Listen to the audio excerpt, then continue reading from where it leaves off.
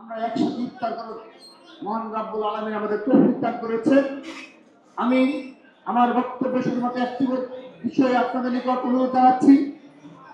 জুলাই আগস্টে ছাত্র জনতার যে গণঅভ্যুত্থানের মাধ্যমে বাংলাদেশ ফ্যাসিস্ট মুক্ত হয়েছে, যে চেতনার কারণ, যে চেতনা বুকে ধারণ করে ছাত্র জনতা রাজপথে ছিল, সাংবাদিক বৃন্দ আপনারা বিশ্বাস করি সেই চেতনায় বুকে ধারণ করেন আগামীর বাংলাদেশ বিনির্মাণে ছাত্র জনতার সেই স্পিরিটকে ধারণ করে আপনারাও সত্য ও ন্যায়ের পক্ষে সে বলিষ্ঠ ভূমিকা পালন করবেন সেই প্রত্যাশা রাখছি।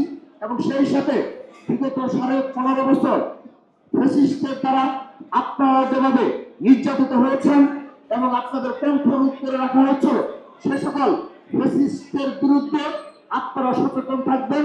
মিডিয়া হাউসে যে সকল রাগব বিড়াল রয়েছে, ফ্যাসিস্ট রয়েছে, তাদের বিরুদ্ধে আপনারা সোচ্চার থাকবেন। জুলাই আগস্টের গণঅভ্যুত্থানকে বুকে ধারণ করে আপনারা বাংলাদেশ বিনির্মাণে সমান ভূমিকা পালন করবেন সেই প্রত্যাশা রেখে এবং ক্যাম্পাসগুলোতে যেন সন্ত্রাস মুক্ত এবং শান্তিপূর্ণ পরিবেশে সব ছাত্র সংগঠন ঐক্যবদ্ধভাবে সহাবস্থান বজায় রাখতে পারে এবং আপনারাও ক্যাম্পাস কেন্দ্রিক উক্ত রাজনীতির বিরুদ্ধে সত্য ন্যায়নিষ্ঠ সংবাদ পরিবেশন করবেন সেই প্রত্যাশা রেখে বিদায় নিচ্ছি। বাংলাদেশ জিন্দাবাদ, বাংলাদেশ জাতীয়তাবাদী ছাত্র দল জিন্দাবাদ।